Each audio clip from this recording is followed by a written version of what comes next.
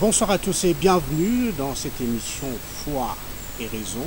Nous avons un réel plaisir de vous retrouver une fois dans cette émission et aujourd'hui nous aurons une particularité avec nos invités.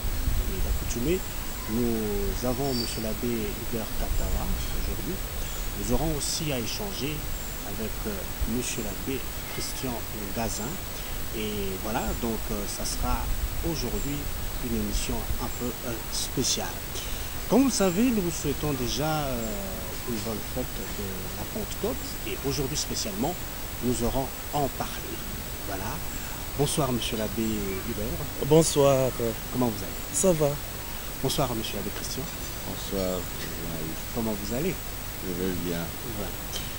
D'entrée de jeu, la Pentecôte, 50 jours après la résurrection, 10 jours après l'ascension. Aujourd'hui, nous en parlons ici, Monsieur l'abbé Hubert, la Pentecôte, ça te fait penser à quoi?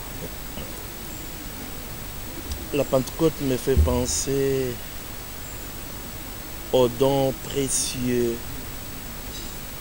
de l'Esprit Saint, l'accomplissement de la promesse de notre Seigneur Jésus-Christ, lui qui a dit « Je ne vous laisse pas orphelin, le Père vous enverra un autre défenseur, et je suis avec vous tous les jours jusqu'à la fin des temps. » Et voici, par l'Esprit Saint, il est avec nous tous les jours jusqu'à la fin des temps.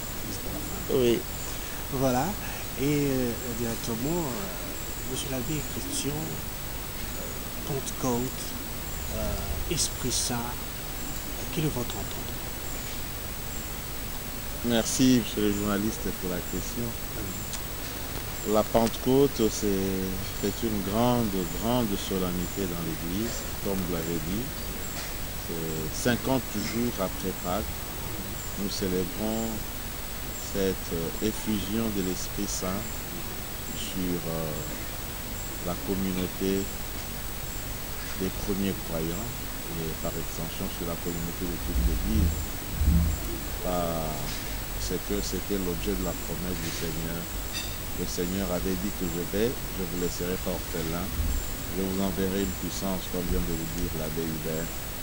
Et aujourd'hui, c'est cette puissance qui descend sur l'Église afin de nous donner la force, afin de nous mettre dans les dispositions pour pouvoir mener à bon terme notre mission des chrétiens dans le monde, d'avoir la force donc de continuer ici sur terre à donner un témoignage de la vie chrétienne. Donc c'est l'importance de cette fête, de cette solennité, se trouve justement dans le fait que ça nous donne de poursuivre la force de poursuivre la mission de l'Église comme le Christ a initié lui-même. Directement, j'enchaîne avec vous. Est-ce que vous avez parlé là de la force, vous avez parlé de la puissance? Est-ce qu'aujourd'hui, dans l'Église d'aujourd'hui, est-ce qu'il y a toujours cet élan de force, comme vous avez dit? Est-ce qu'il y a toujours de l'impact dans la vie de chrétiens? La vie des chrétiens, si elle n'est pas à l'écoute de l'Esprit Saint, c'est une vie qui ne donnera pas beaucoup de fruits. L'Esprit Saint, c'est la force pour nous, c'est une grande ressource parce que ça nous donne les dispositions. Hein. Nous avons quand le Seigneur il fait descendre son Esprit sur nous, il nous offre ses dons, les dons de l'Esprit. Hein. On parle de 7 dons de l'Esprit. Et ce sont ces dons-là qui sont comme des dispositions permanentes pour nous donner la force de mener une vie, un témoignage de vie chrétienne cohérente par rapport à ce que le Seigneur attend de nous. Et donc je dirais même qu'il n'y a pas de vie morale sans cette force de l'Esprit. Hein. Parce que ce que nous faisons de bien, ça ne vient pas seulement de notre propre force, mais c'est la grâce du Seigneur qui opère à travers ces dons de l'Esprit. Merci, monsieur l'abbé Christian. Mesdames et messieurs, nous progressons ensemble avec vous. Vous qui nous suivez de Brazzaville, de Kinshasa, c'est donc ce cadre de foi et raison. Et aujourd'hui, nous parlons de la Pentecôte. Monsieur l'abbé, vous vous intéressez souvent à la société, aux relations humaines, mais est-ce qu'on peut dire que quelque part l'Esprit Saint sommeille dans les chrétiens ou il faut une activation pour que réellement nous puissions sentir cette dynamique dans la vie? L'Esprit Saint, nous l'avons reçu dans le baptême, le jour de notre baptême. Et quand nous grandissons au sacrement de la confirmation, et c'est l'effusion de l'Esprit, bien sûr, qui fait de nous des chrétiens adultes qui prennent conscience qu'ils doivent s'engager et être des témoins. Et quand nous parlons de l'Esprit qu'il faudrait réveiller, alors voilà, nous avons dans l'Église le renouveau. Le renouveau dans l'Esprit. Dans le renouveau dans l'Esprit, ce n'est pas qu'il y a un nouveau sacrement. Il y a un seul sacrement de confirmation. Mais on les appelle les renouvelés parce que, au fond, ils prennent conscience qu'ils ont reçu l'Esprit Saint et qu'ils doivent se laisser guider par le même Esprit. Se laisser guider dans toutes leurs entreprises. Être conscient qu'on est habité par l'Esprit de Jésus-Christ, l'Esprit Saint, et que c'est l'Esprit missionnaire même. Donc l'Esprit qui nous rappelle notre identité. Notre identité, c'est lui qui nous rappelle que nous sommes enfants de Dieu. Quand nous crions Abba Père, c'est grâce à l'Esprit. Et c'est cet Esprit-là aussi qui nous inspire le bien et qui nous donne la force de l'accomplir. C'est dans ce sens-là que nous disons le renouveau dans l'Esprit au sein de l'Église a toujours été considéré comme une grâce, une chance pour nous chrétiens. Donc on nous réveille de notre sommeil. On nous rappelle qu'à notre baptême, nous avons reçu l'Esprit et que nous devons nous laisser guider par cet Esprit. Nous devons nous laisser guider par cet Esprit. Nous progressons ensemble avec vous et M. l'abbé Christian. M. l'abbé a parlé de renouveau charismatique. Est-ce qu'il y a un lien entre la prière et l'Esprit Saint pour activer, pour engager une certaine ascèse pour qu'effectivement nous puissions voir le fruit, les dons de l'Esprit? Oui, ça veut dire que le renouveau charismatique est un mouvement dans l'Église qui essaie de mettre l'accent sur la prière. La prière comme étant expression de ma rencontre avec Dieu notre Père. Cette prière qui nous permet d'avoir une communion avec le Seigneur, mais cette communion qui doit transparaître, qui doit transparaître dans ma vie de tous les jours. Et dans ce sens, le renouveau, comme l'avait déjà dit le pape Paul VI, le pape Saint Paul VI aujourd'hui, est une chance pour l'Église parce que ça permet, c'est comme une grâce qui nous est offerte pour pouvoir encore essayer de donner à la prière la place qu'elle a dans notre vie de chrétien. Parce que quelquefois il peut arriver que nous puissions avoir des pesanteurs, on puisse faiblir. Alors, cette grâce du renouveau, justement, c'est la grâce de l'Esprit qui renouvelle et qui nous donne de pouvoir avoir cette possibilité d'un dialogue avec le Seigneur de manière intense à travers la prière. En tout cas, nous progressons tout doucement dans cette émission Foi et Raison. Je le rappelle, aujourd'hui, on a l'occasion de recevoir M. l'abbé Hubert, monsieur, avec M. l'abbé Christian Gaza. Voilà, nous progressons. M. l'abbé, la place de la prière, j'aimerais insister là-dessus. Parce qu'il y a eu des fois, on a eu des émissions sur cette action qui nous rapproche des dieux. Et est-ce possible qu'un chrétien qui ne prie pas, ou qui ne prie pas beaucoup, disons, d'être à même de mettre en activité les dons reçus de la part du Seigneur? Quand nous parlons de l'Esprit Saint, c'est l'esprit de prière.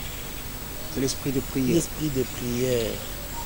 Je viens de dire ici que c'est lui qui crie en nous, Abba, Père.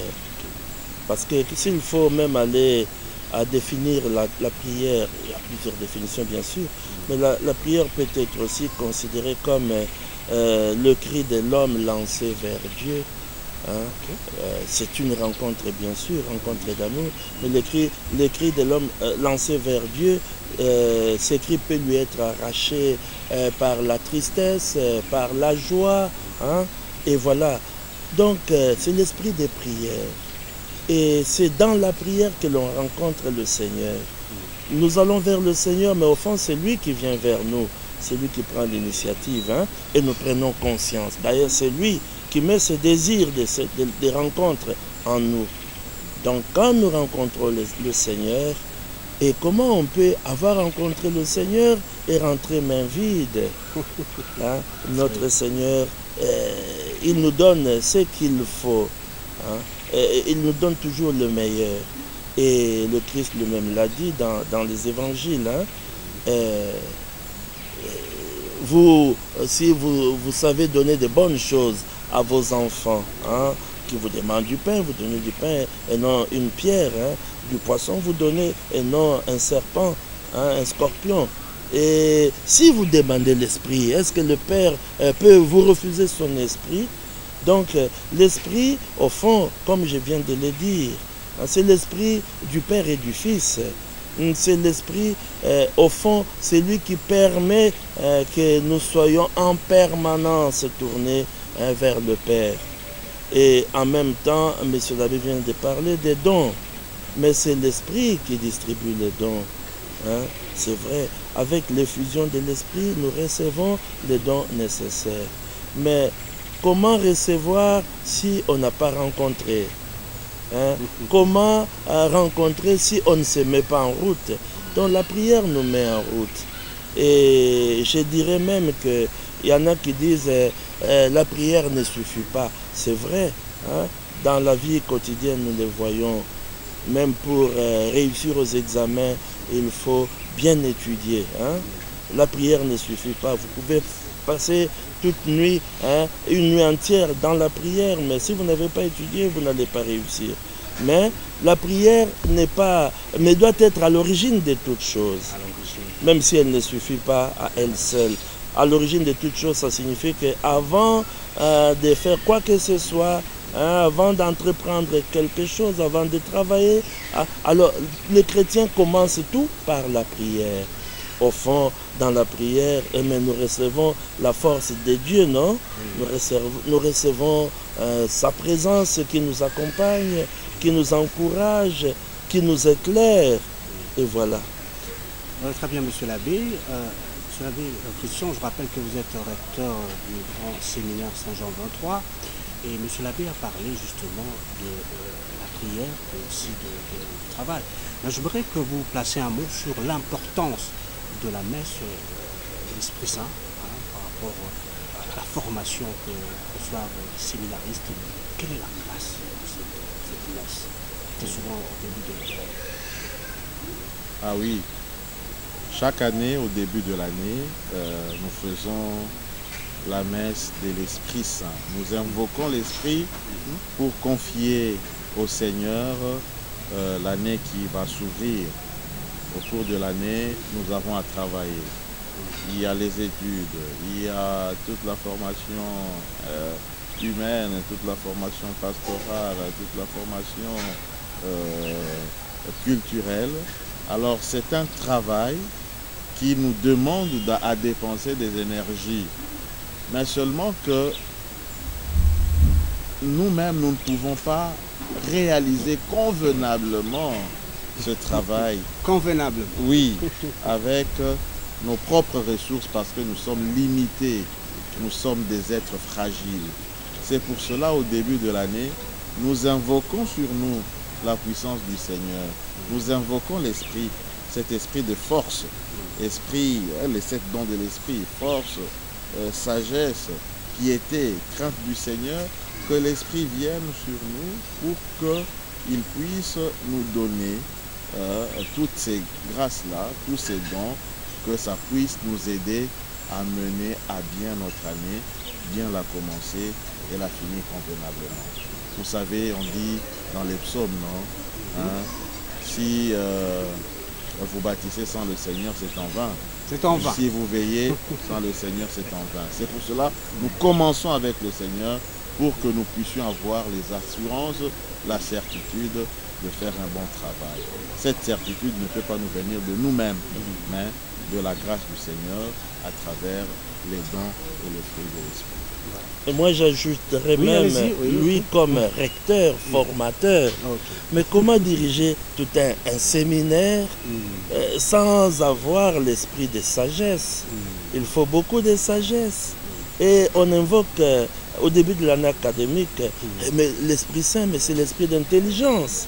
L'esprit d'intelligence. Mais oui, et il faut de l'intelligence pour nos séminaristes, mais l'esprit de conseil aussi, parce que le recteur qui est là, avec toute l'équipe, à la fin de l'année, doivent prendre des décisions, parfois des graves décisions, l'esprit de conseil. Et puis, le grand séminaire, c'est une école. On a l'école du Christ, non? Et puis, l'école de prière. Mais il faut que nos séminaristes soient remplis de l'esprit de piété. Mais leur modèle, ce sont les formateurs. Donc, ce sont les formateurs eux-mêmes aussi. Ils ont besoin de l'esprit de piété. Tout cela pour dire simplement que au séminaire, c'est bien, c'est la foi, mais c'est aussi la science. Voilà. Et d'ailleurs, je place une question déjà. En tant que chrétien, est-ce que nous devons développer une intimité? Vous savez qu'on a parlé de la prière, la lecture de la parole. Vous savez, tantôt a parlé de psaumes. Est-ce que, en tant que chrétien, il faut rester en éveil un peu de notre marche sur la terre? L'intimité. Mais l'intimité d'abord avec le Christ, non? Parce que quand nous parlons de l'Esprit Saint, l'Esprit est là pourquoi? C'est pour nous rappeler tout ce que le Christ nous a enseigné. C'est pour nous réconforter, nous consoler, nous guider. Et en même temps aussi nous replonger dans cette intimité. Quand je dis l'intimité, cela signifie que au fond, c'est un esprit de sacrifice. Mais beaucoup de gens n'ont plus le temps de se retirer un peu pour penser au Christ, penser au Seigneur, à ce qu'il attend de nous, chercher à découvrir sa volonté. C'est l'esprit de sacrifice parce qu'il faut renoncer à bien des choses pour se retirer, entrer dans l'intimité avec le Christ. Au fond, c'est l'esprit d'amour. Parce qu'il est là, il nous invite à vivre dans l'amour. Le Christ a dit, c'est lui qui même gardera mes commandements. Mais comment garder ces commandements-là sans l'aide de l'Esprit Saint? Sans l'aide de l'Esprit Saint. Monsieur l'abbé, je crois un écrivain qui disait science sans conscience n'est que ruine de l'âme. Est-ce que nous sommes meilleurs? Est-ce que nous sommes un homme nouveau en ayant l'Esprit Saint en nous? Et, parce que quelque part, comme M. l'abbé l'a dit, pour faire mieux, il y a cette dualité avec l'homme lui-même, avec la nature humaine. Des fois, c'est compliqué. Ah oui, c'est-à-dire qu'avec l'esprit nous donne d'être renouvelés. Ça nous donne la force de mener une vie placée sous sa mouvance, de sorte que nous ne puissions plus être dans des pratiques qui ne sont pas conformes à l'Esprit de Dieu. Alors l'Esprit nous donne justement cette garantie-là. Mais seulement, il faudrait que nous puissions